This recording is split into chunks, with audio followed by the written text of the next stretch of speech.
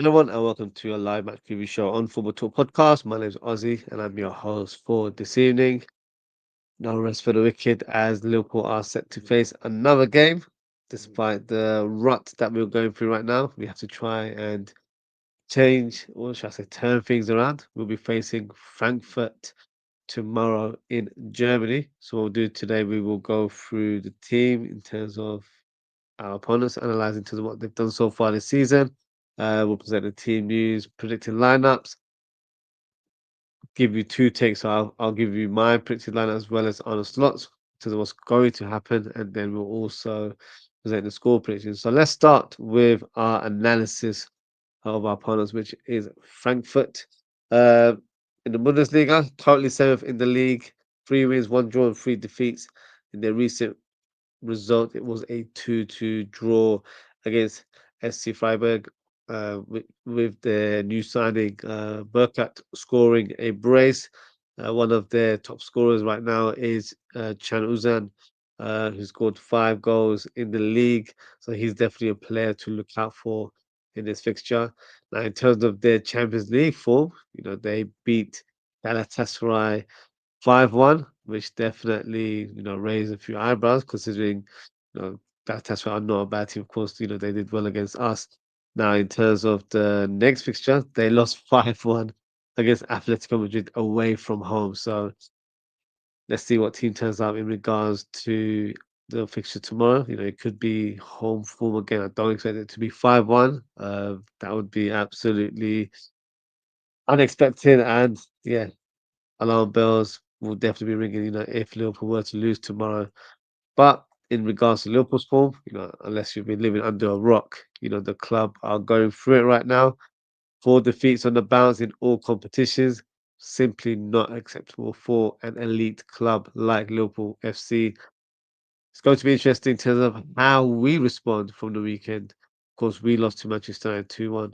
But my sort of questions are regarding Slot. Is he going to change the formation? Is he going to start the players that have been in terrible form this season, i.e., your McAllisters and your Mohamed Salahs?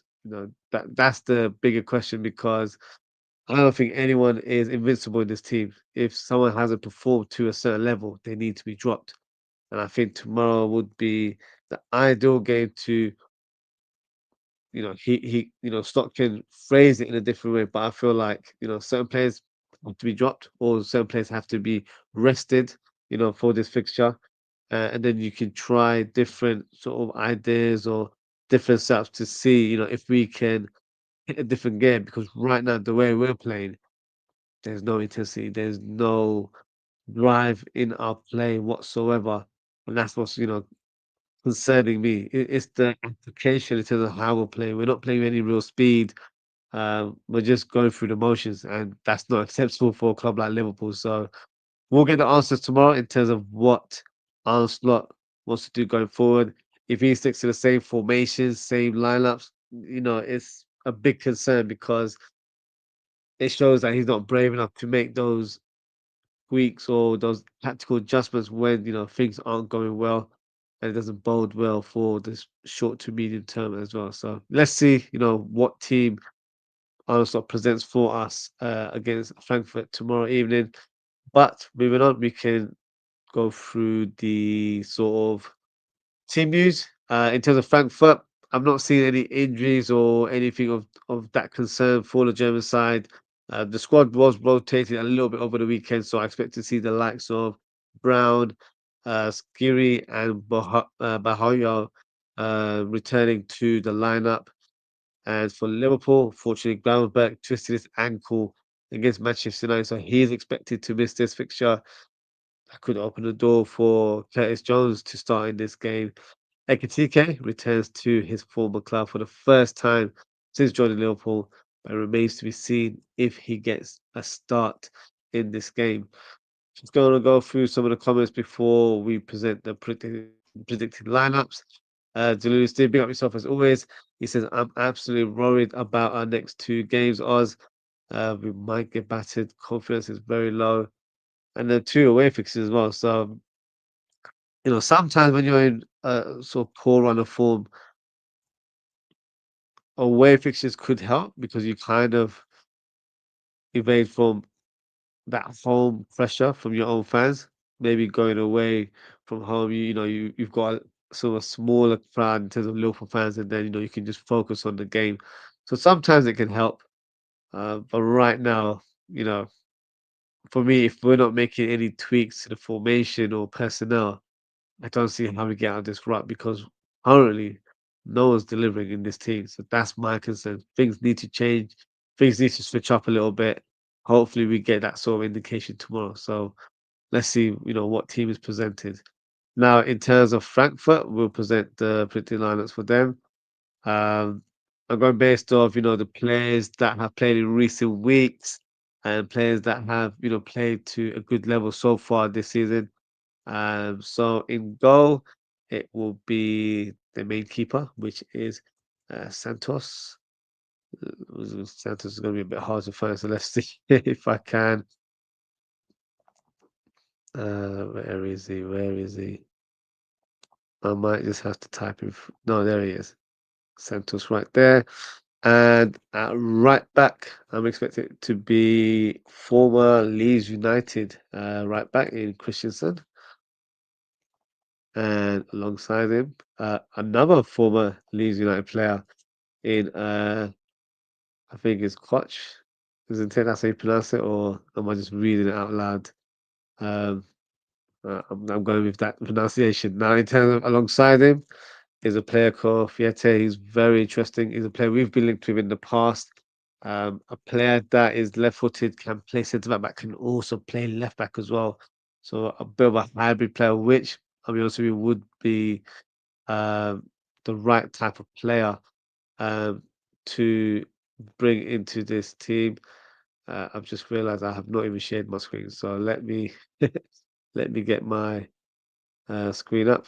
So yeah, let's do that again. So Santos in goal.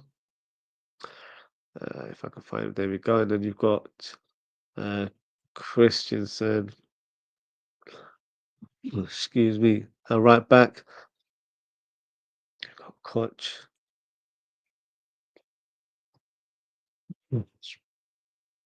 And then you've got Fiete at left back. Sorry, I'm left sided centre back. And for left back, I'm going to go with Brown. He's quite a attack-minded fullback as well, so it'll be interesting to see how he performs tomorrow. Now, in terms of the midfield, there's a player that's been performing really well, and he's been getting some rave reviews, and he's been linked with a move to the Premier League as well due to his great start to the season.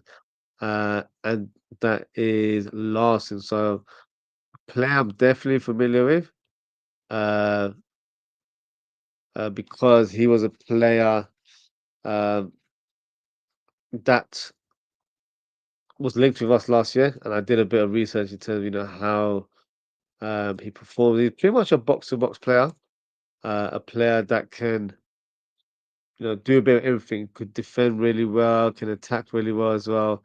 Um, so I think he's going to be a very interesting player to watch tomorrow. So I look forward to seeing how he performs.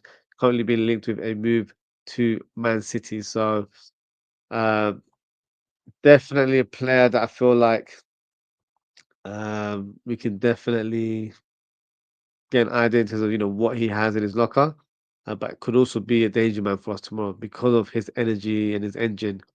And our midfield, quite frankly, have been very, very poor in recent weeks. That would be my concern facing against a player of his confidence right now. So um, that is the current setup. I don't know what's going on with my screen because that is not the formation. Um,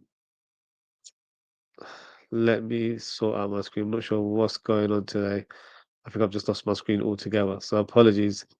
Um, let me try and reload it for you again.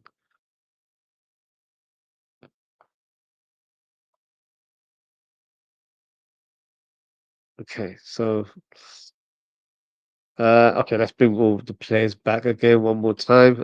Santos, and then you've got Christensen on the right. Then you've got Koch alongside Theatre. Oh, come on. And then you've got Brown on that left-hand side. Then I'm going for Larson. Can play on both sides, but I'm going to go for the left side of the double pivot. And alongside him, it will be Skiri, I think is how you pronounce his name. Hopefully, I haven't butchered it. Of choosing descent. Um, and then the players in the attacking roles, Bahoya is a player that is very highly regarded. I expect him to play on the left wing. Um, Another player that's been, making some waves is Duan, right winger, really, really quick player that could be, an interesting one against us tomorrow. And the player that's been getting the goals in this number 10 role is Uzan. So 5 goals in the league, second top scorer in the Bundesliga. So definitely the main man, definitely the player to look out for. And the player that has replaced Ekatike in the lineup is Burkhardt as well. So that is the predicted lineup for Frankfurt. So drop a comment and let me know what you guys think.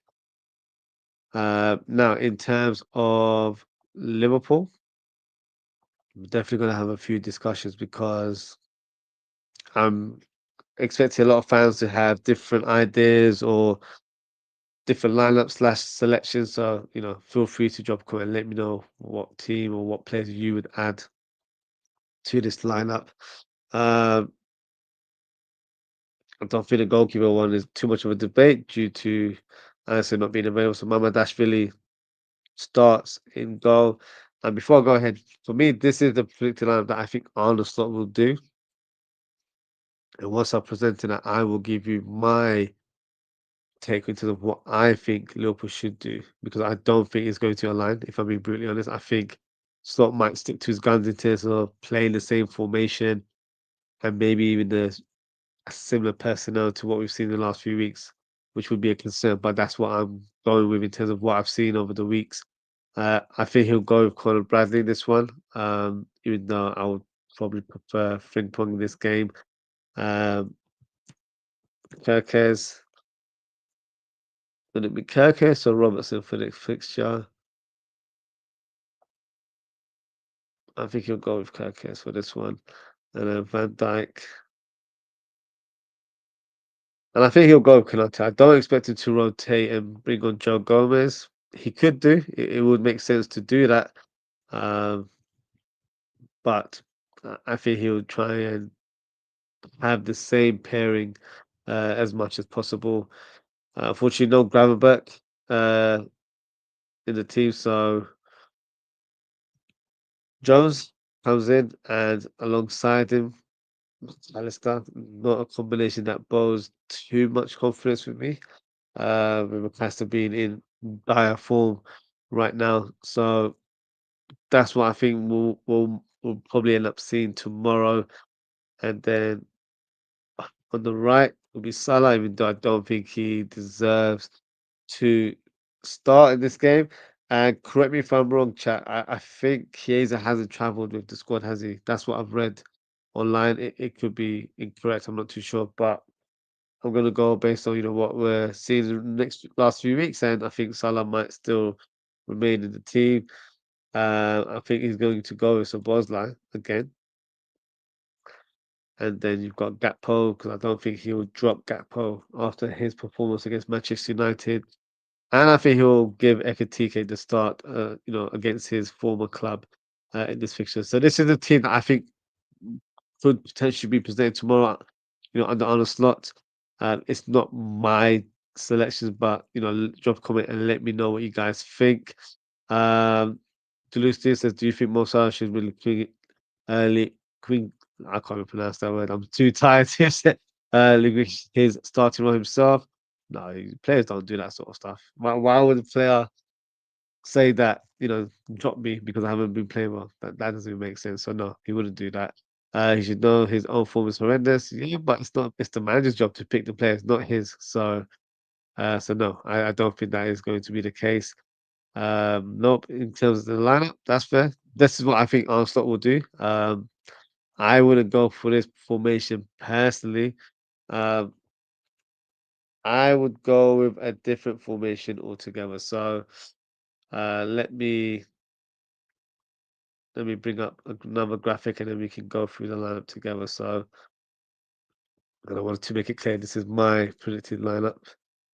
Liverpool 11. So make sure everyone knows that it's mine, so it's not too much of a confusion. Uh, it's going to be a 4-4-2 diamond, but I'll arrange the diamond as the website doesn't have a diamond formation in place. So Mamadashvili and goal. I would go for Frimpong on the right, um, due to his attacking sort of process and also he's playing in the Bundesliga, so up against a German opposition, should be, common grounds for him. So I think that would be the right call to go with. And I would go with Perkins on the other side as well. Van Dijk and Kanate to complete the back four.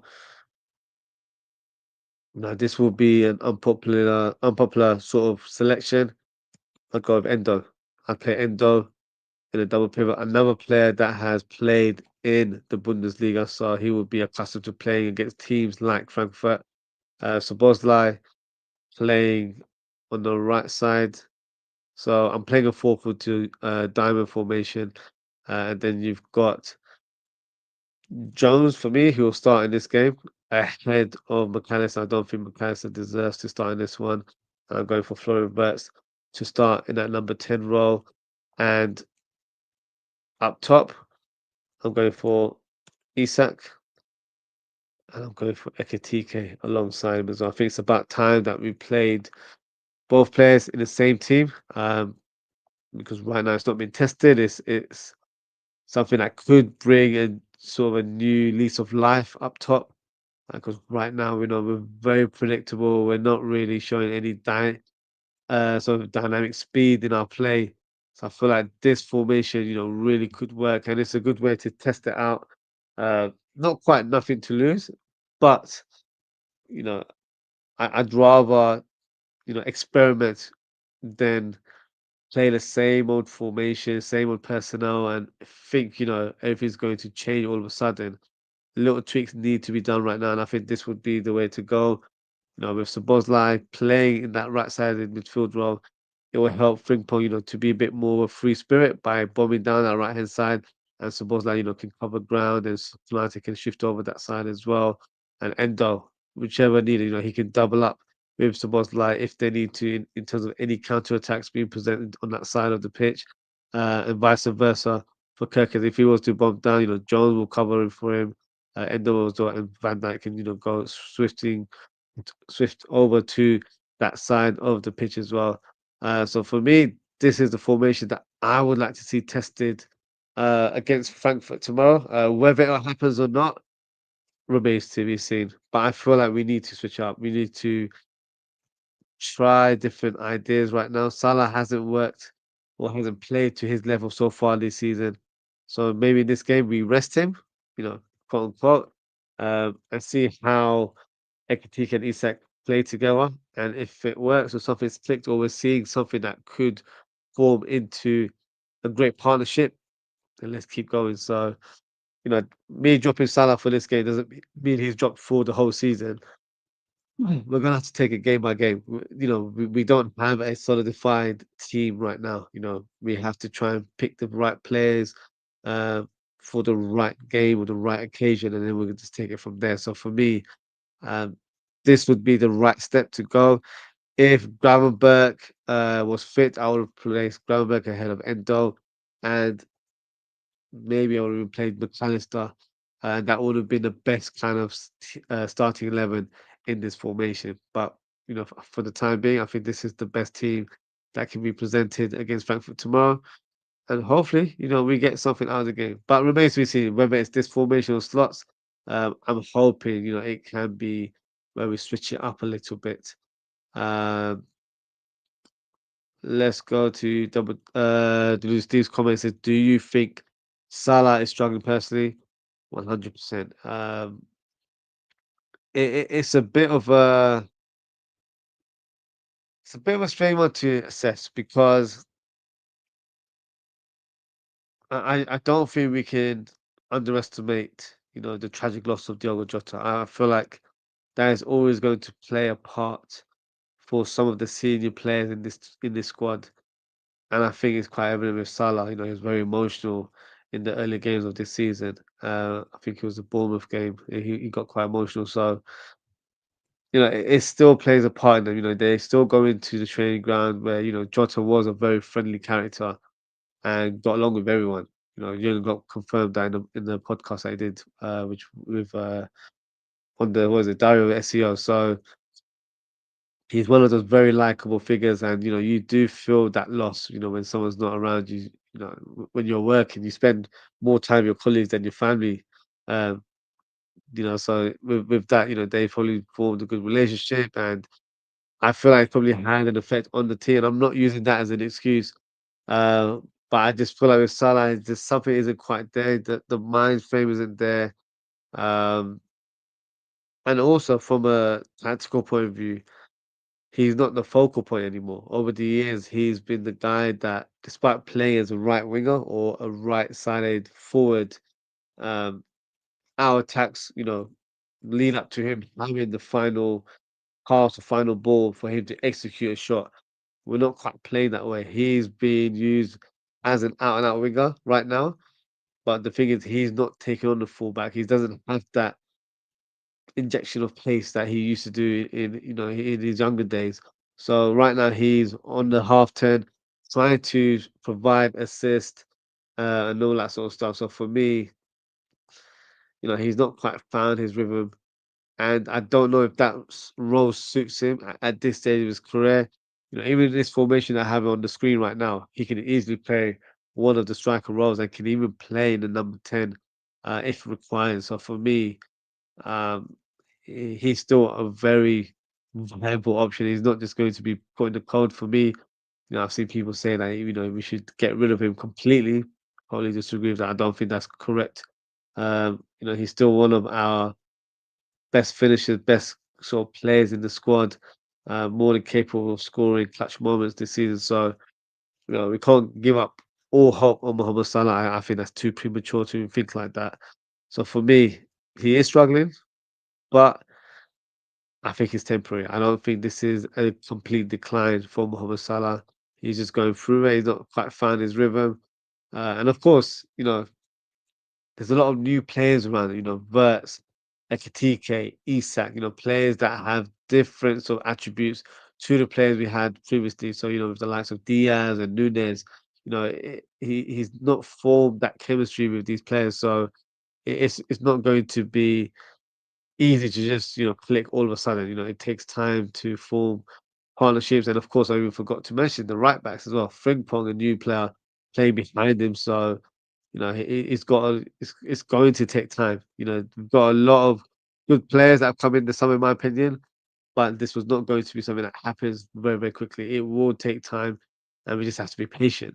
But of course, when you're losing 4 games on a bounce, the patient runs only as much as it can, right? So it's running thin right now, and a lot of people have lost patience with the manager, with certain players in the squad. I get it, I understand it, but you know, eh, to say the manager should be sacked or this player should be dropped completely or you should think about selling him, slightly too far fetched for me at this stage. Of course, there's nothing wrong with thinking ahead, but right now the players have to knuckle down, get their act together, and try and get some points on the board. Doesn't really matter how you get. When you see a certain player in your team in poor form, what do coaches normally tell players to do in that situation? Work hard, work as hard as you can, and hopefully you can kind of build that luck where you get that final touch to score a goal, especially from a striker's point of view.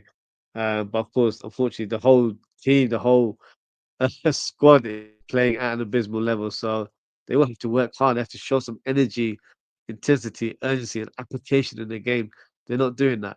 They're too lethargic. It's like when you're playing video games. If you're playing FC 26, for example, if you're not holding the speed button, you're only moving around to a certain extent. That's what it feels like. We don't have a speed button right now. We're just playing one gear right now, and it's first gear. It's not even second, third, or fourth, or fifth, or even sixth. So we're not even nowhere near that level. So we've got a lot to do going forward, and it has to start from tomorrow. It has to start, where we, you know, see a reaction from the team. They need to give the fans something to hold on to or react to. Because right now everything's very, very dire right now. We're not, a lot of fans aren't showing the same level of support that they were previously. And look, I'm not here to judge or I'm not here to say you should do this or you should do that. Everyone's entitled to feel how they feel. But for me, you know, it's a tough watch, watching the team right now. And there's only so many positives you can take from each game. And right now, I feel like things need to change. The shape of the team, personnel. If it's the same formation that played or the same team that played against United, there'll be more alarm bells in terms of the manager's future. Maybe he's not able to cope under this pressure, or maybe he's not able to handle the kind of squad where you've bought ready-made stars. Maybe egos are in place and he can't deal with them. I'm not too sure at this stage. So look, only time will tell, but I need to see some changes. It can't be the same old, So hopefully, we see some improvements in the coming games. WDZ is end of fit. So I know during the international break, he was at the Access Centre, you know, doing his light training alongside Allison. I saw a picture where they were both watching Brazil versus Japan during the break. He wasn't in the squad for the previous game. From what I know, he could be in contention, but I might be completely wrong. So I'm not entirely sure. But I'm going based on, we've not heard an update. And unfortunately, the press conference was cancelled today as well. So we haven't got any further news on the squad. So I'm going to basis that, he was rested for the previous game and should be available for the next one. But, don't quote me on it because he could be unavailable and we have to think of another solution because no going back. And if Endo is not fit, that's no Endo as well. So we have no DM. Uh, some fans might comment and tell me, we've got a match stitch in our team. Is the kid even ready to play? I don't know. So if Endo is not in the team, for example, then I would have to place Jones in that number 6 role. It's not orthodox, but I think he can do a job. I know he's played that role for the England under 21s, when they won the competition a couple of years ago. So, it's definitely a role that he can play. And then you bring in McAllister on that left side number 8 role, which doesn't bode me with any confidence. But right now, we don't have too many options. So, yeah, it's a bit of a tough ask, but let's see who is available tomorrow. We'll get more clarity uh, tomorrow afternoon. Double D said, I start Robbo. Yeah, I was contemplating Robertson, to be honest with you. Um,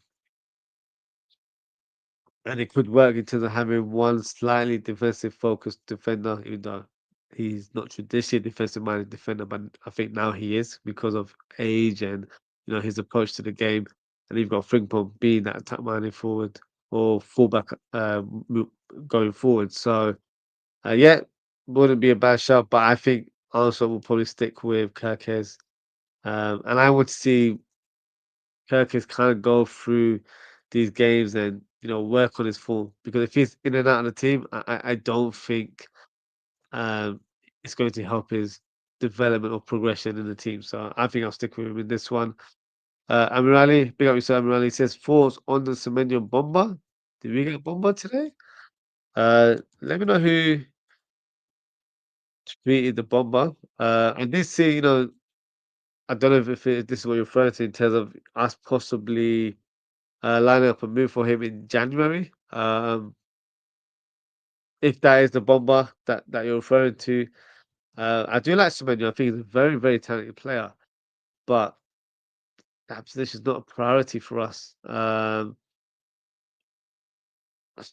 me, the priority is the defender, a centre back specifically, and a midfielder. That's the two positions that I would want to add in January. Whether we get those type of players or not remains to be seen. I'm hoping we get at least a defender.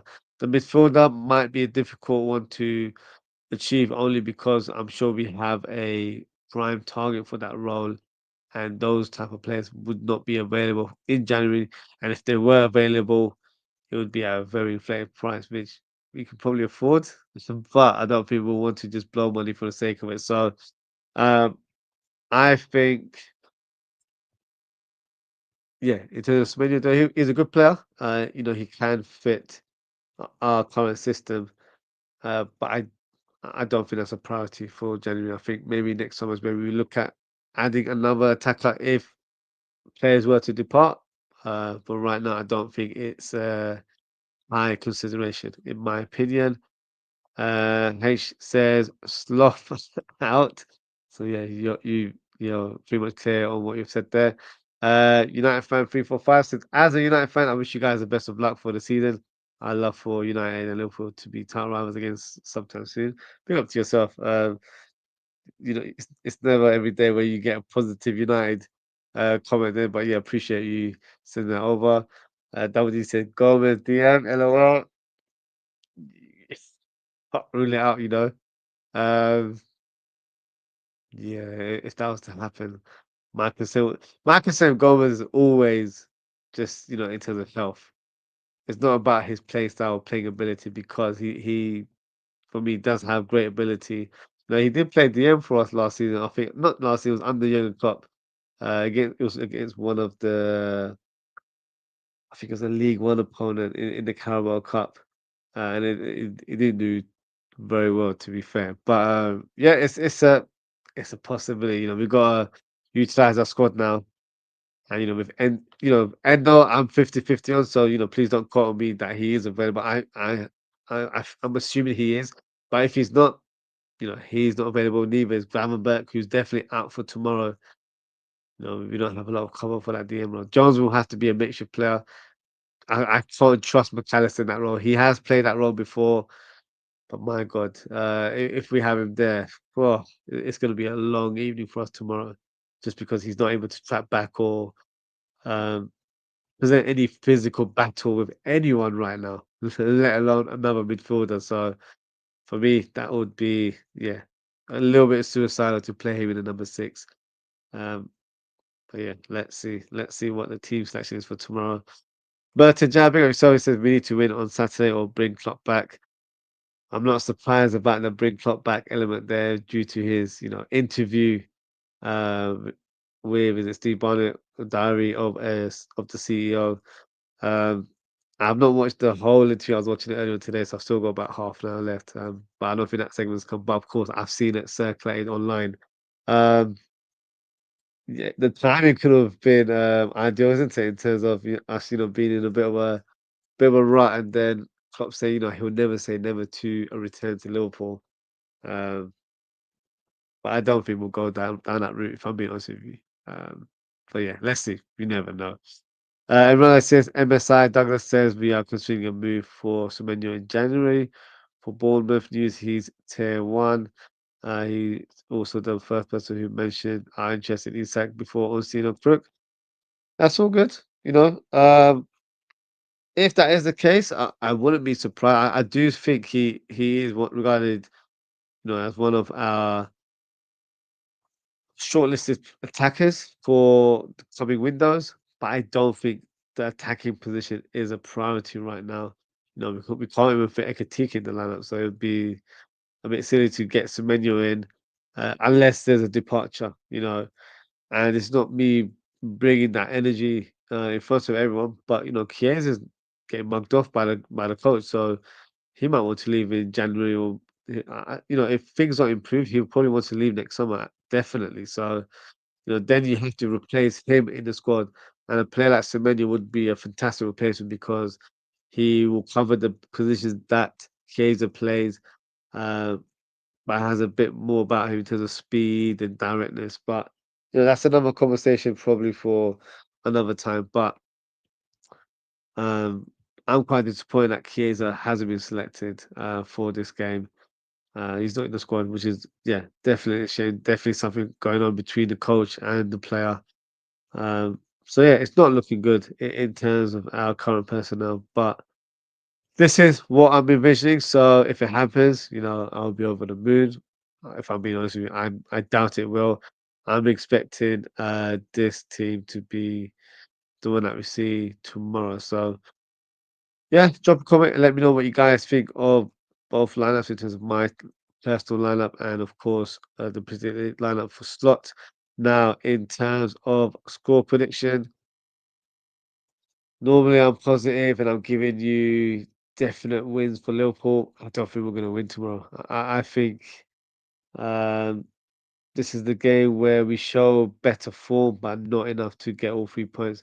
So I'm going for a draw. I think it will end 1-1 to the Reds, which is not bad, in terms of gaining an away point.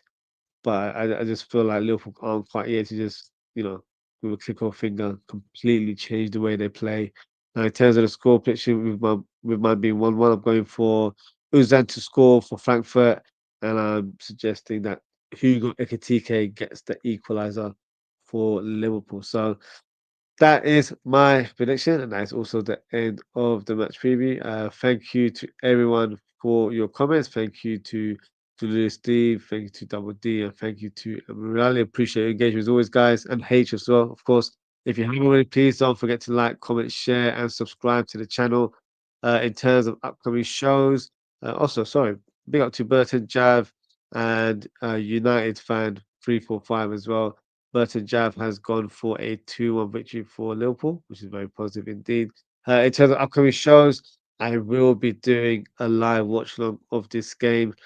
Um, it's 8 p.m. kickoff, isn't it? So I'll be live from 7:55. We'll go through the lineups together and watch the game.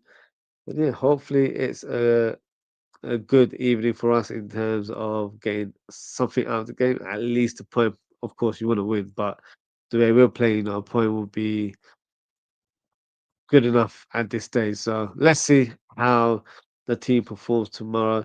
But that is it for today, guys. Thank you so much for tuning in. Take care, stay safe, and I hope to speak with you all very, very soon. Goodbye.